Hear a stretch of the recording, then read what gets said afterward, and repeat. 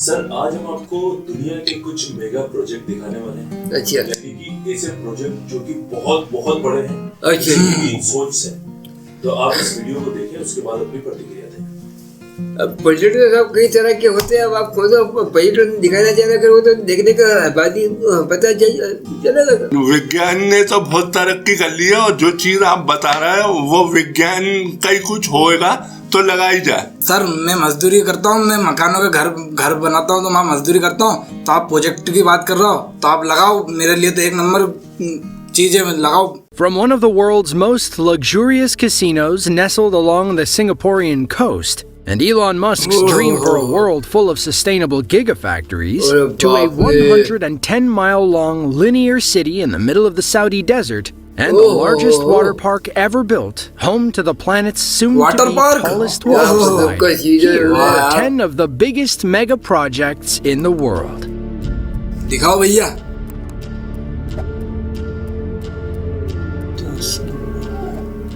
Between 1998 and 2004, the Petronas Towers in Kuala Lumpur, Malaysia, were the tallest buildings in the world. At 1,483 feet, the Malaysian twins were only 33 feet taller than the Sears Tower in Chicago, which then became the second tallest building in the world. Or maybe the third. The Petronas Towers held that title until the construction of Taipei 101 in Taiwan, but then the Burj Khalifa dwarfed everyone in 2010, standing 2,717 feet tall. Still, the Petronas Towers are the tallest twin skyscrapers on Earth and home to National Petroleum Limited, a Malaysian oil and gas company commonly referred to as Petronas. The $1.6 billion towers also feature the world's highest two-story bridge between the 41st and 42nd floors. You can head up to the observation deck on the 86th floor for an even better view of the Malaysian skyline. Argentinian-American architect Cesar Pelli went with a distinctive postmodern style, aiming to build a 21st century icon for Kuala Lumpur, Malaysia.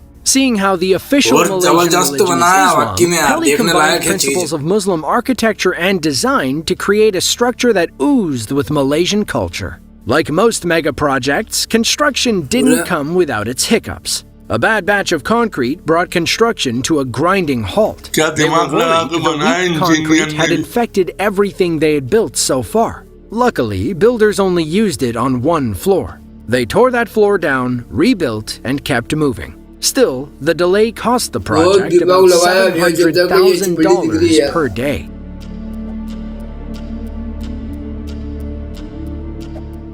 In the mid-2000s, Singapore decided it wanted in on the casino game. They'd just lifted a 40-year ban on gambling, hoping to bolster tourism and boost their economy. Many world-famous names competed for one of two spots, names like MGM Mirage and Wynn Resorts. In the end, Las Vegas Sands, which owns the Venetian Casino Resort in Vegas, won the first of two spots, thanks to their vision of a $3.2 billion gambling and entertainment district called the Marina Bay Sands. They put up nearly $4 billion to invest in the project. That's on top of the $1.2 billion paid for the 6 million square foot site. But thanks to labor shortages and rising material prices, the total development cost was estimated at 8 billion Singaporean dollars as of 2009, or about 6.8 billion US dollars. They call it the most expensive standalone resort property ever built. But unlike some mega project ideas, they actually pulled it off. Today, Marina Bay Sands sports a 2,500-room hotel, a 1.3 million square foot convention center, a mall, a museum, and several celebrity chef restaurants, including 2 Wolfgang Pucks. Meanwhile, the casino floor is a gambler's paradise with 500 tables and 1,600 slot machines. The coup de grace, if you will, is the Sands Skyway, a 1,100-foot skyway connecting all 3 towers. You can dive into the infinity swimming pool while enjoying a gorgeous view of the Singapore skyline.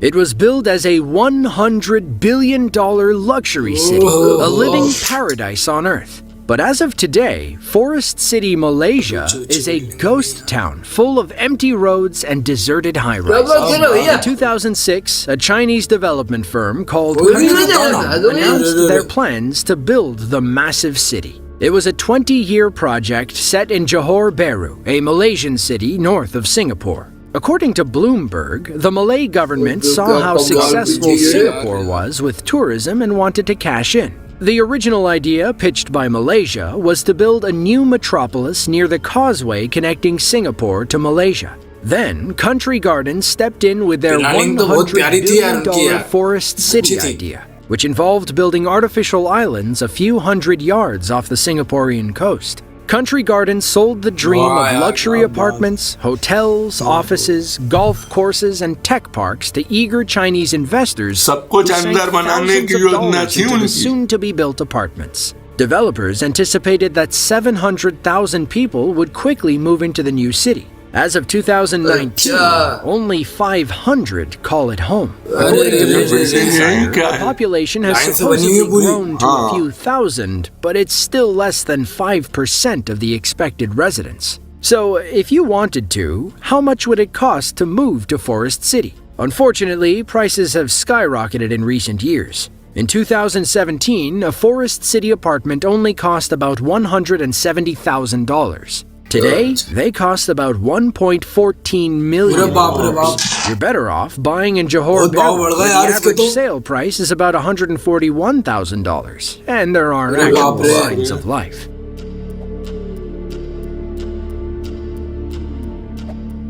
Picture this. You're sailing down the Red Sea between Saudi Arabia and Egypt when you suddenly see your reflection along a 110-mile mirror. But wait a minute, that's not a mirror.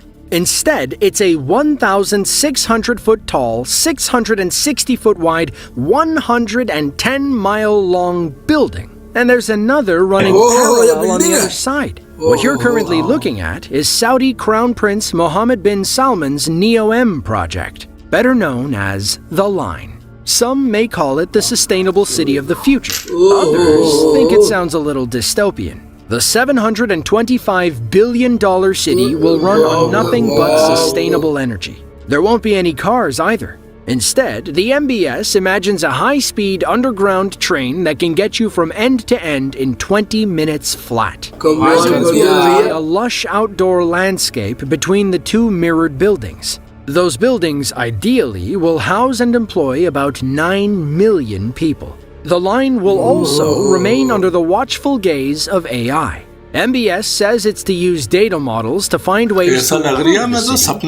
sounds a little matrix.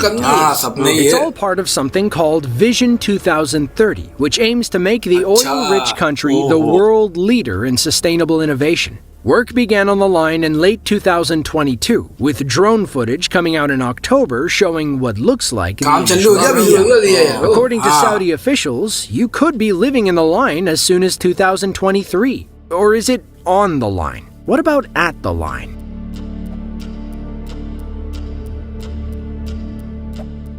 According to Elon Musk, when the gigafactory in Reno, Nevada is complete, it will have the largest footprint of any structure in the world. Bigger than the Great Pyramid, the Empire State Building, and the Burj Khalifa. Counting multiple levels, we're talking about 15 million square feet. However, every inch will run on renewable energy. Now, you've probably seen Elon talking with Leonardo DiCaprio about the gigafactory and its environmental impact. According to the Tesla CEO's calculations, it would take 100 gigafactories worldwide to power the entire planet with sustainable energy. The current gigafactory in Nevada is about 30% complete. Tesla finally announced plans to expand the factory in 2022, but the full-scale building is still a distant dream. Now, Elon's been thinking about the gigafactory his whole life, but official plans didn't kick off until 2014 when Panasonic agreed to invest in the $5 billion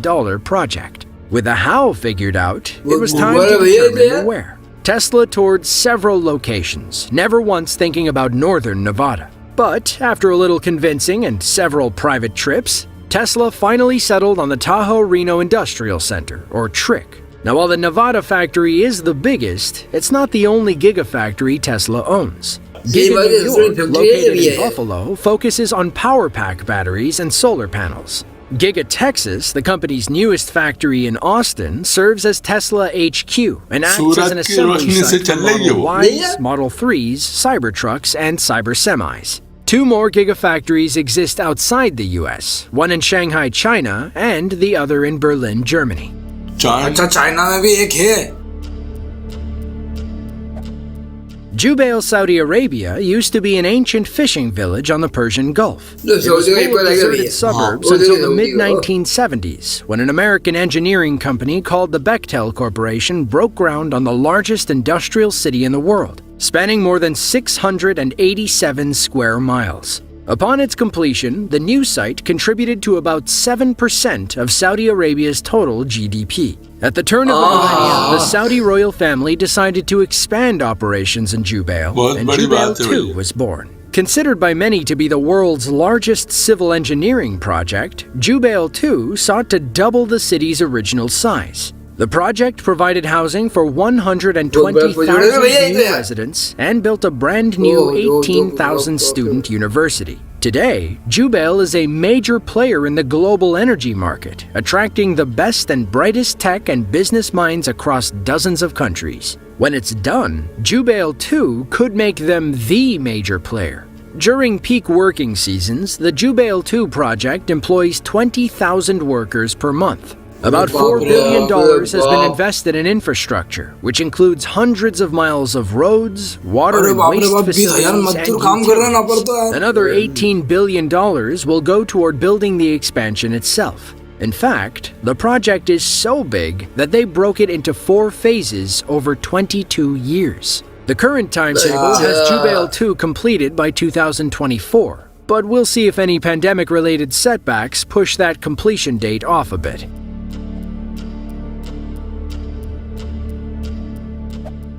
Lusail is the second largest city in Qatar. If you watched the 2022 World Cup Finals, you might recognize Lusail Stadium, the largest of its kind in the Middle East. The Qatari government built the Lusail and 7 other stadiums specifically for the World Cup, costing about $6.5 billion.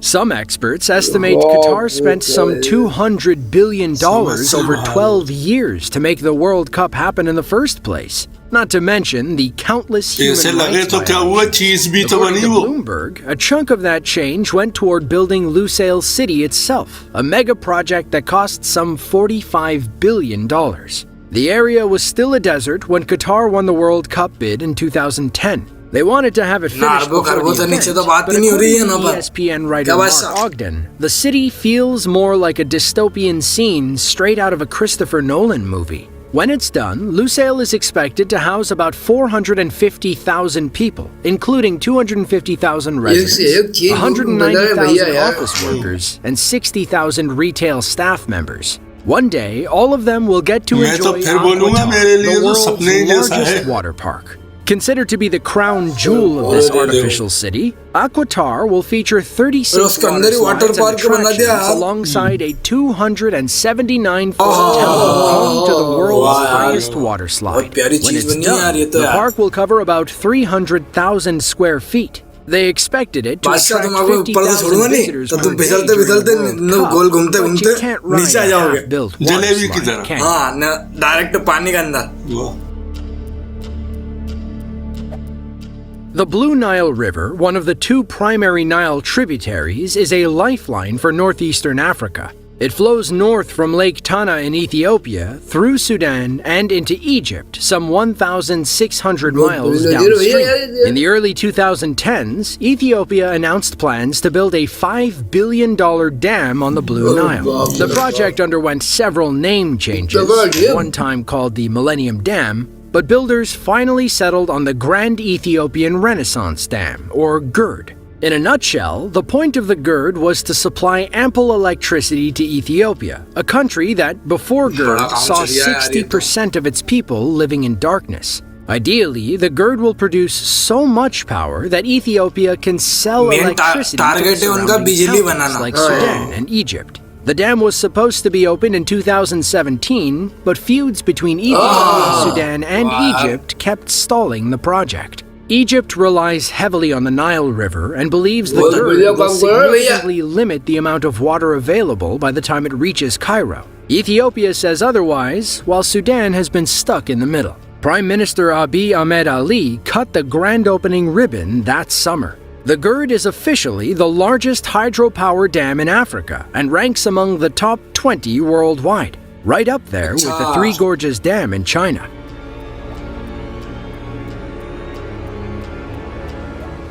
In January of 2008, the UK decided it was time to expand its nuclear energy capabilities. After some negotiations and budgetary conversations, the idea for Hinkley Point C was born, joining the ranks of Hinkley Points A and B.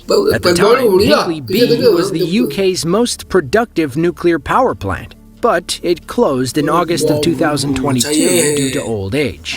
Thankfully, plans for Hinkley Point C were already underway. Plans that now have a £25 billion price tag, but it wasn't always that expensive. EDF is the French energy company spearheading the project. They wanted to have the plant open and operational by 2025, but several setbacks and a global pandemic kept pushing the completion date. According to the BBC, the limited number of workers allowed on site during COVID cost the project more than 500,000 days of critical work between 2020 and 2021. When it's done and paid for, Hinkley Point C's twin-unit reactor will be able to produce 3,260 megawatts of low-carbon energy for the next 60 years. By comparison, a typical coal plant only produces 600 megawatts of energy. According to EDF, Hinkley Point C will provide enough clean energy to power 6 million homes until the 2080s. काम अच्छा है इनका। The Yangtze River is the heart and soul of China. Nearly 1/3 of China's population, about 400 million people, live along the river basin or its tributaries and rely on it every day. But as it stands, northern China's more industrialized and arid regions struggle with dry rivers and restricted access to water. It's been that way for, well, forever. Then, in the 1950s, Mao Zedong floated the idea of a massive engineering project that could solve China's water problem in a few short years. The idea was to build 3 canal systems, one in the east, one in the west, and one in the middle. Of course, politics and controversy kept the project in the planning phase for about 50 years. Construction began in 2003, and it's expected to take another 50 years to finish. Not to mention the $62 billion price tag. Fun fact, that is more than twice the cost of the Three Gorges Dam. When it's done, the South-North Water Transfer Project will divert 44.8 billion cubic meters of water annually to drier areas in northern China. It'll also link China's 4 main rivers, the Yangtze, the River, the Huaihe, and the Haihe. If all goes according to plan, water diverted from the Yangtze River near Yangzhou City will travel east along existing channels to the Weishan Mountains of Shandong. From there, it'll cross the Yellow River via a tunnel and flow into Tianjin. The central route will divert water from the river to flow up to Beijing. They wanted this leg finished in time for the 2008 Olympic Games, but only about a fourth of the route was built. Finally, the western route will divert 4 billion cubic meters of water from 3 tributaries along the Yangtze and send it about 300 miles across the Bayankala Mountains and into northwestern China. If you enjoyed this video and want to see another just like it, be sure to click the link on screen now. With that, thanks for watching and be sure to tune in next time. बहुत बढ़िया वाकई में साहब ये video देख के दिमाग काम नहीं कर रहा। इतनी बड़ी बड़ी चीजें वो जब इंसान ने क्या दिमाग लगाया, क्या उसका दिमाग चल रहा है, आज उसका दिमाग चल रहा है, आज इतनी बेहतरीन चीज बना के क्या बेटा जो हाथ लोगों को उसका फायदा पहुंच रहा है। तो बड़े बड़े ये डैम देखे, इतनी बड़ी बड़ी चीजें देखी, ये सब मेरे दिमाग में घूमते रहेंगे। आज रात को मेरे दिमाग में यही चीजें आएंगी। आज सर मैंने ना ये वीडियो में देखा ना तो ये मैं तो क्या बोलते हैं मजदूरी करता हूँ इस क्षेत्र में, तो क्या बोलते हैं, मेरे को सीमेंट उठाना पड़ती है 50 किलो की बोरी, वो तगारी उठाना पड़ती है, माल बनाना पड़ता है। बाकी ना तो वाकई में क्या चीज यार, वो लिफ्ट से काम कर रहा है यार, लिफ्ट चल रही मत तो यार वाकई में यार। क्या बम्बई में मैंने देखी इतनी ऊंची ऊंची इमारतें सब कुछ है, उसमें भी आप मेरा ये घर सुना हुआ, ए दिल मुश्किल है जीना यहाँ, ए दिल मुश्किल है जीना यहाँ, कभी हट के कभी हंस के ये मुंबई मेरी जान, हंस के कभी रुक के